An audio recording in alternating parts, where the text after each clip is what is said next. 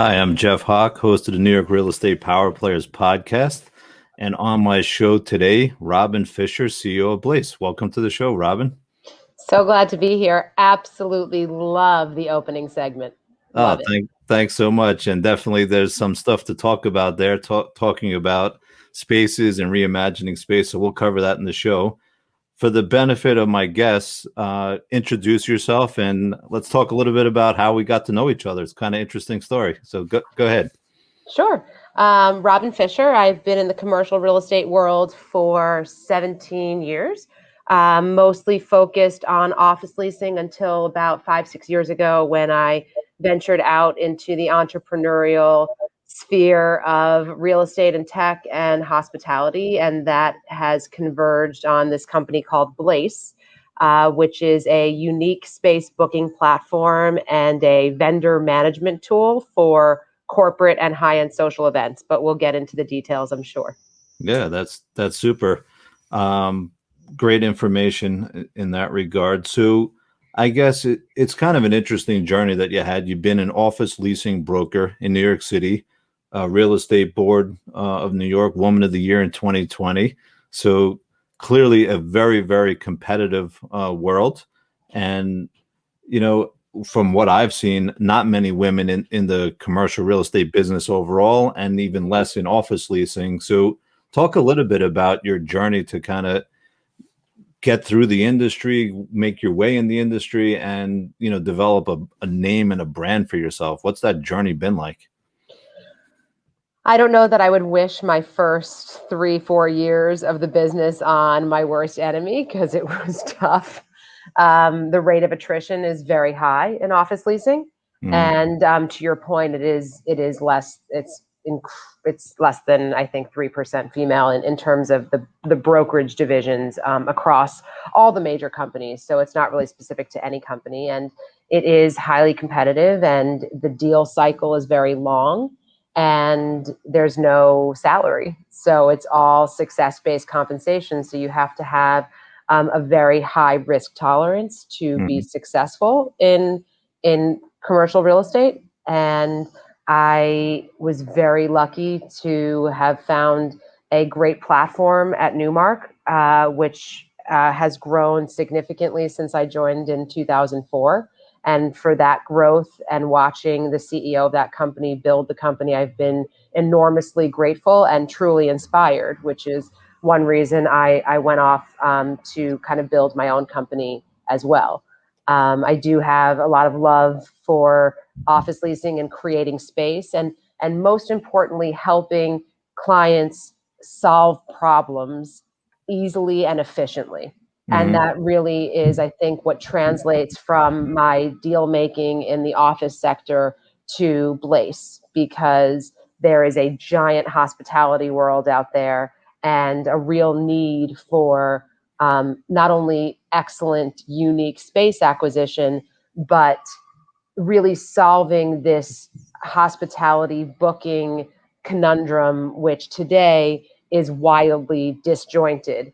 mm. So if you've ever had to plan an event at any level for of any magnitude, it's just there's no digital platform that makes it truly easy for the Mhm. consumer, and it's very disjointed and disorganized. So the person that has the responsibility generally of planning a successful event for a company or even for a social gathering ends up having to manage no less than 10 different vendors, because you need food, you need a bar, you need AV, you need a furniture setup, you need security, you have to have the place cleaned after, and there's a host of other, entertainment, and bringing it all together is very overwhelming when Mhm. it's one person and no place to kind of organize or centralize all of those activities. Yeah, absolutely. So I guess just backing up to what you were saying, as far as the commercial real estate business goes, and I'm a commercial broker too on Long Island. I've definitely earned my stripes in the industry, and yeah, you have to have a very thick skin. There's no doubt Totally. about it. I think one of the things that is integral to being successful in the business, and it's kind of the way that we met each other, is really establishing two parts: personal brand Mhm. and very substantial network, because as you're working in the industry, to develop, okay, yeah, I'm part of Newmark or I'm part of a company is great, but then past that, it's what do you do for the client and the property? How do you represent it?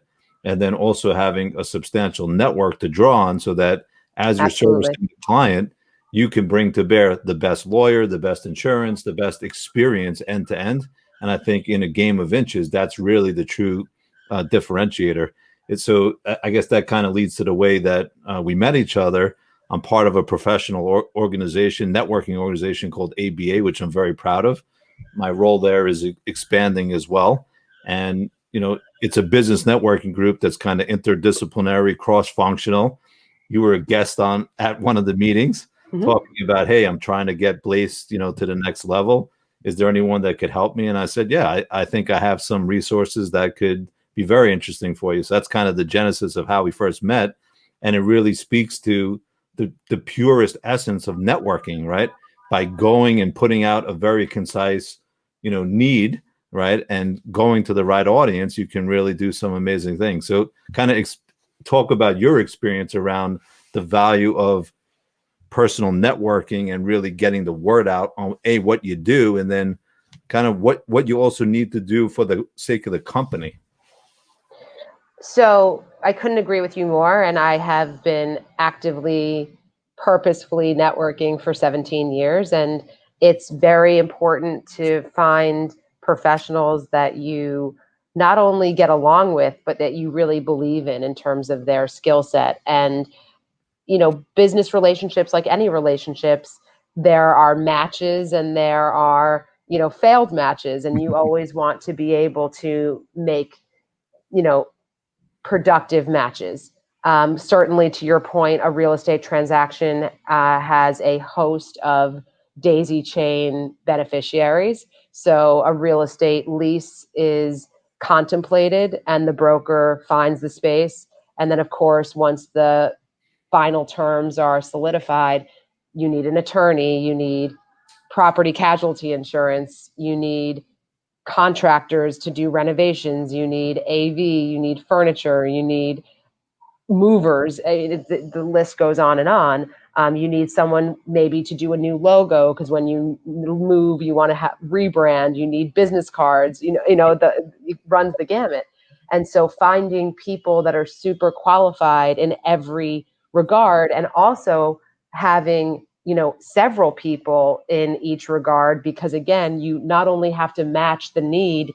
When it's a personality match, it's so much more powerful. Mm-hmm. So I have spent my whole career building up a beautiful network of clients who have become friends, friends who have become clients, and I'm grateful to be at a place in my career where I really am, you know, subjective, and I like to help the people that have helped me, and vice versa. So it's really a fortunate and amazing place to be.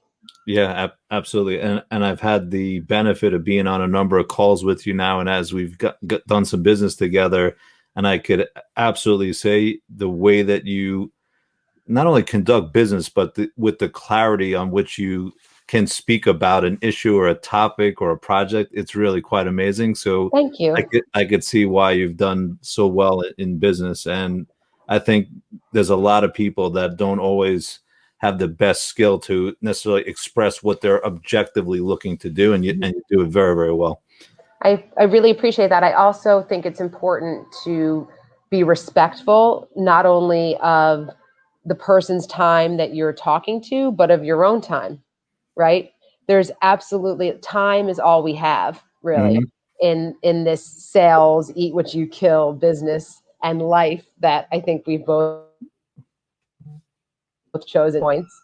And it's really important that when you are, of course, exchanging niceties and getting to know someone is important. But if there's a business match and a personality fit, you'll get to know that person. So you also need to put the feelers out to make sure that personality match is there, and that there's also, a business genesis there. Hmm.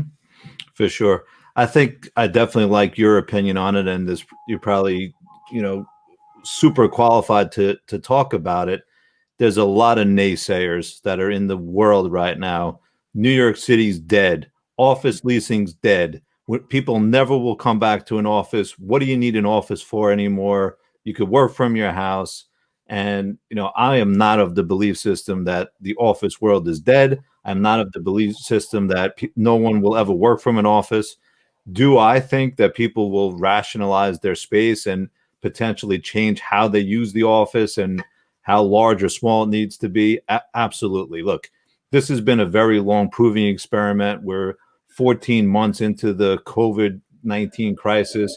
Have companies adapted? Absolutely. But in no way, shape, and form do I think the office world is going to pack up and just go home.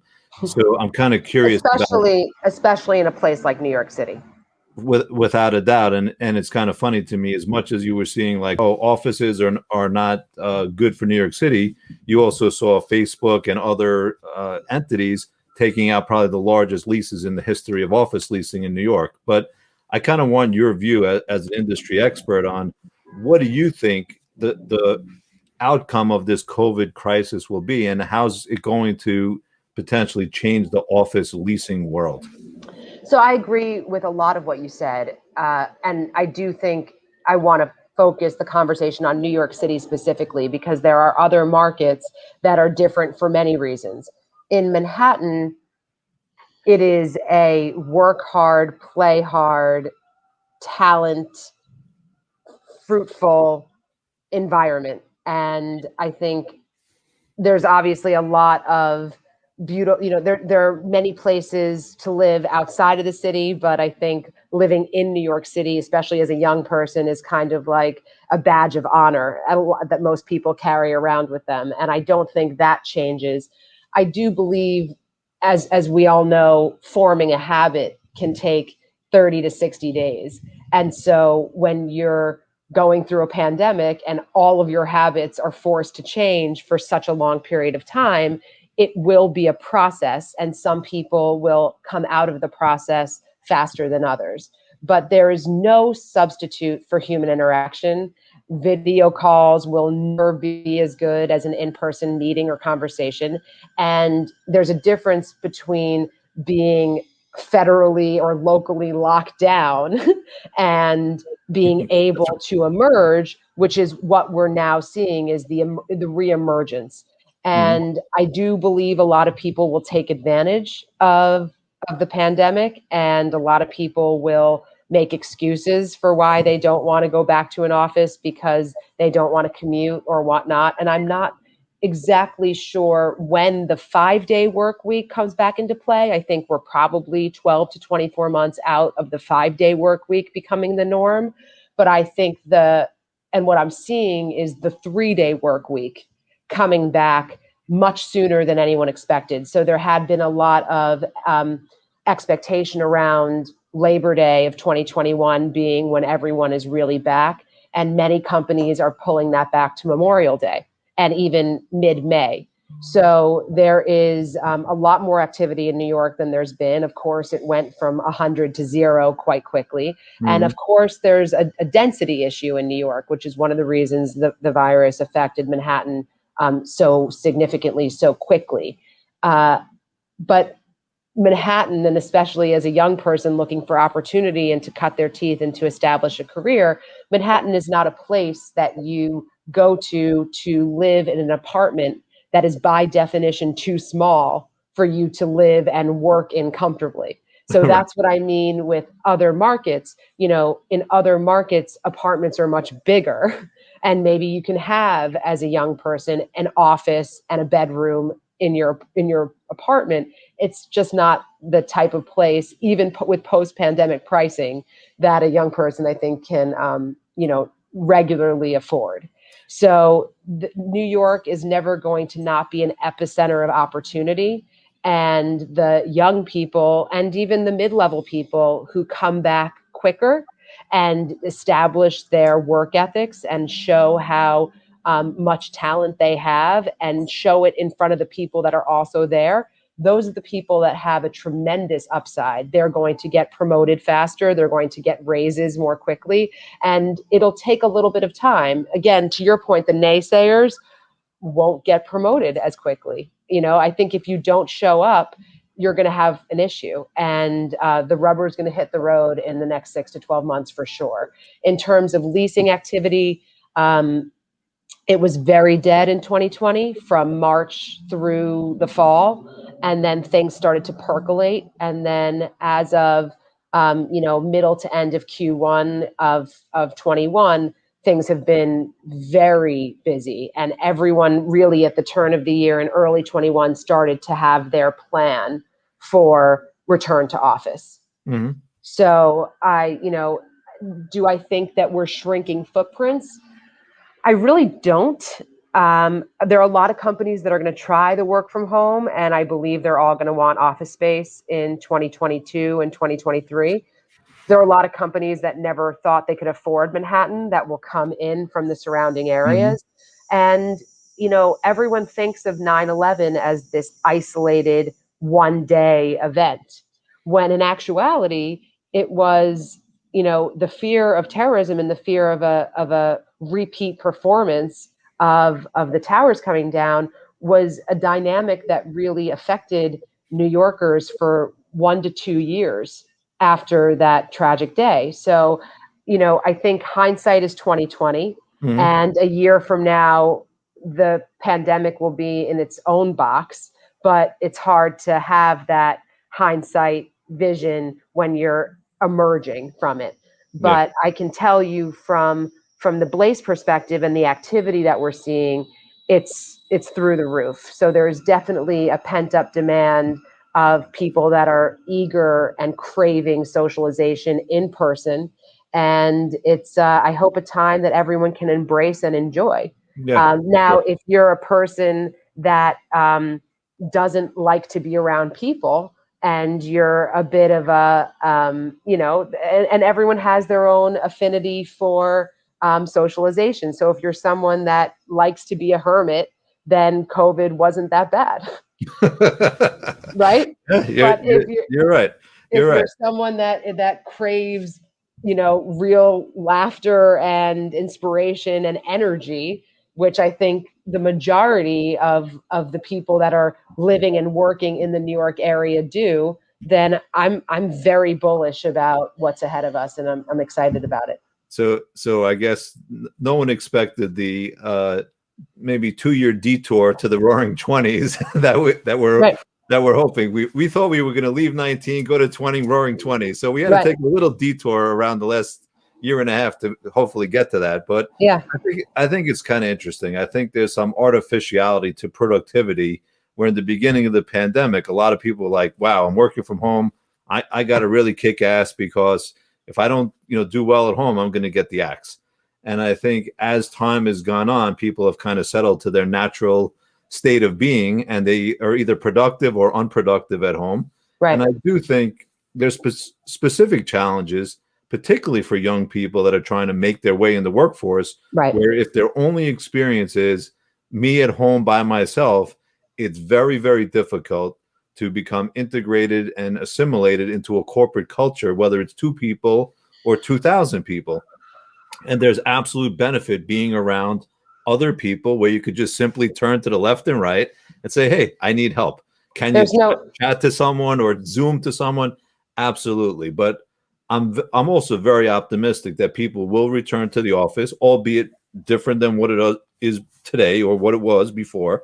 And it will come to its natural state of being. I think people like flexibility. I think they want to be able to work from home sometimes, but I do sure. not think that they want 5 to 7 days a week in their house by themselves. I really There's don't. no question. And there's definitely a very stark divide between people that have established careers and people that are building their careers. And the people that are building their careers, I hope for anyone out there that's listening that's building, the faster you get back to being around the people who are established, the faster you will become established.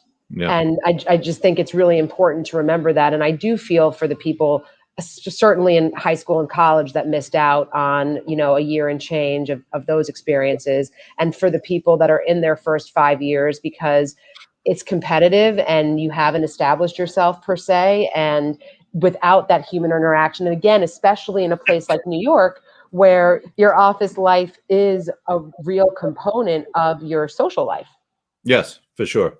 So if you don't have that camaraderie, and I just want everyone to know that it's there, and that it's coming back. Again, I'm seeing activity, not pre-pandemic activity per se in the New York City office leasing world, but there's a lot going on, and the market itself is difficult to manage because there's, I think, supposedly 23 million square feet of office space, sublease space on the market, and half of it I don't think is really an opportunity. A lot of companies put their space on the market, and now they either want it back or they were willing to give it away. And as soon as an offer comes in, their pricing goes up $20 a foot. And so Yeah. there's a lot of retrading, and there's a lot of mind changing, and it's difficult to navigate for sure. What do you think's going to happen? This is a little bit different and a little bit off from the straight office leasing conversation. But as things shake out, what do you think will happen with the overall value of some of the office building properties themselves? Will they decline in value because there's less demand, or will they be relatively stable to what they've been, even in a pre-COVID world? Well, there's no doubt that the New York City market had recovered from its 2008, 2009, really 2009, 2010 floor, or, there was a lot of, we had a really long run, right? So from 2009, 2010 through 2019 was about that 10-year cycle of extreme rent growth. So you could argue that the pricing was extremely inflated. Now, of course, a lot of that pricing comes from new construction, and the so it really boils down to how much the construction world had been overpricing and gouging margins, and that makes everything more expensive. Mhm. So there's no question that there's a bit of a reckoning on pricing for sure. Concession packages are way up, and pricing is probably down 20 to 30%, depending on the asset and how much that value was inflated, overrated pre-pandemic. Mhm. So but I'm seeing bargain basement deals out there for landlords that really want to move space. And then, of course, it comes down to how buildings are capitalized, right? So the debt stack, buildings that have very low debt can do whatever they want, and buildings that are highly leveraged are in a much more precarious situation. Sure. Absolutely. So let's turn to Blaze, and let's talk about, the genesis of how did you come upon the idea? What was your inspiration for starting the company? Obviously, before you said it's a very disjointed process. You're swimming in corporate circles, you're dealing with corporate clients. You had taste of corporate event planners that were trying to put together parties or events for your clients. But how does it go from, all right, there's a problem there, to, okay, I'll start a company and try to deal with that? What was the journey towards that? Well, I've been fascinated by the hospitality world for about a decade, and I just got an amazing glimpse of the true margins and how hospitality functions through a startup that I was a co-founder of in about 6 years ago. So about 2015 through 2018, I was involved in a company that was a marketplace for large scale productions. So basically, those 7 and 8 figure budgets that are really controlled by production companies on behalf of big brands. And they were always looking for commercial real estate, generally vacant office, retail, and industrial spaces to do activations and product launches and very grand, large scale experiences. And that was my first real experience. And I started to understand how catering worked, how labor worked, how all the components coming into a space were priced, and what the margins were in those price structures. And I was blown away because I've obviously in my real estate capacity have seen, you know, multi, deals worth hundreds of millions of dollars. And yet I was watching these events that would be 1 day or 1 week long, also, spending wild amounts of money for a much shorter period of time. Hmm. And so I started to see an opportunity, because the one thing everyone always wants to know about and have tell their friends that they've been to is a gorgeous space. And New York City is the epicenter of real estate in the country for sure, and in my opinion, in the world. But there are a lot of markets out there that are quite impressive with real estate. But New York City is also my passion in my backyard. And there's a lot out there that the general public doesn't have access to. Hmm. And it became obvious to me that if the corporations that are always looking to entertain their clients and their people, because it's all about attraction and retention, whether it's of employees or clients. You always have to keep people wanting to come back. And if you're an event person at a major corporation and you're constantly coming up with new and different venues and new and different experiences internally and externally, you are going to rise to the top of your game. So what I've realized is that there are very large, again, budgets where production companies and event planners make a tremendous amount of sense, because it's not only getting the job done, but there's a high level of customization and creativity. But there's a huge market in the $10,000 to $150,000 spend for corporate receptions and high-end social receptions, milestone events, corporate presentations, holiday parties, dinners, really how people come together. And of course, we haven't been able to in the last 14 months, but New York State is, at least the city, it was announced that all restrictions of gatherings are going to be dropped as early as July 1st. So we definitely have this amazing silver lining and just ray of sunshine at this point coming on the very near horizon. The person that is tasked with planning an event is usually an internal person whose job is not event planner, right? It's usually an executive assistant. It's usually an office manager, someone in HR, client relations, investor relations, and they have to coordinate all these different elements to have a successful event without any sort of digital platform or centralized place to have those communications, streamline the paperwork, streamline the payment process.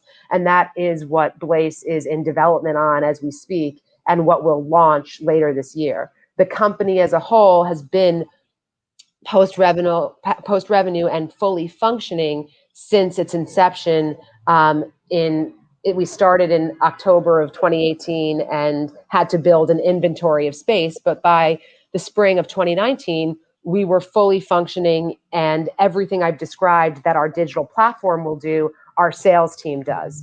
So we are building technology based on how the clients experience the booking process today, so that they can do it with the support and oversight of our team, but they'll really be able to do it themselves. So Right. we're building a tool where you'll have a lot of transparency around total cost, because a lot of venues are priced per day or per person, and you get one price when you walk in the door, and then the fully loaded proposal is 1.8x what you were told in the beginning. So Right. I don't have a problem with the markups, but for someone that's got a budget and has to make it work, they need to be able to see what the all-in spend is, and they Hmm. need to be able to communicate with their vendors in one place to fit into a budget. So not only is it somewhat of a didactic tool where you'll book a space and then the tool will require you to check all the boxes all the required elements for a successful event, but it'll also show you how any changes to those elements affect your total budget. Hmm. That's terrific. And I think just for the benefit of the viewer and the listener, so basically what the experience is going to be like, and right now it's focused on the New York market and some of the outer suburbs, eventually, growing to other markets. But you're going to start off by saying, all right, I have an event of X amount of people, and then you're going to navigate a web application. You're going to see a very robust curated collection of venues. You're going to pick, 100 Park Avenue as your venue, and then you're going to say, okay, I want to do a cocktail party, I want to do a corporate event, and what type of things do you want to do at the event, entertainment, so on and so forth. You go through this beautifully curated collection of vendors that can now be delivered to the venue, and you go through the process. You kind of package everything up, and you can elegantly get to a bottom line price, and then put it in your cart, pay for it. And you'll So also be able to book vendors for at home or in office events as well. yeah, that's So terrific. we offer a unique space, and a Blace is a blank space or a beautiful space. That's what the word means. But it really is a unique space booking platform. And again, that vendor management tool, which, as far as I know, doesn't exist all in one website. Robin, spend a little time talking about the relationship between yourself and the spaces. And what I mean by that is it's not just a bunch of venues on a website. You really have intimate knowledge of the venues, the buildings, the rules, the regulations. You really are intimate with a lot of the properties, and that really can only come because of your industry expertise. And to you, how much effort have you really put into curating this amazing collection of spaces? Because I think, people have to understand when you're coming to Blace, you're really getting some platinum type of opportunities. Thank you. And yes, that's been the whole focus. Again, trying to satiate that demand for beautiful space that is generally inaccessible. That is one of the founding principles of the company. So, because again of my background and having access in my career to the most incredible landlords and developers in the world, and most of them have formidable portfolios in New York City, and just being in the business of office leasing, and knowing the buildings and the landlords and studying them for my career. So being able to work not only with landlords, but help them really seize the opportunity within their portfolios of spaces that could function like venues, and allow them to kind of take some ancillary revenue from that hospitality world when they feel comfortable and when it makes sense. So not every building wants a Blace in their building. Hopefully, one of the byproducts of the pandemic is that landlords that may have spent a lot of money on amenity spaces, or might have retail space that has utility for events, high ceilings and limited column spacing, maybe they'll be open to the model and to really understanding the revenue at stake, because it is the hospitality revenue can be 2 to 5 times what an office or a retail rent would yield a landlord. And of course, it's circumstantial, but that is a part of our business. We do have a division of the company that is purely focused on helping landlords monetize the space that they have created and developed in their own portfolios.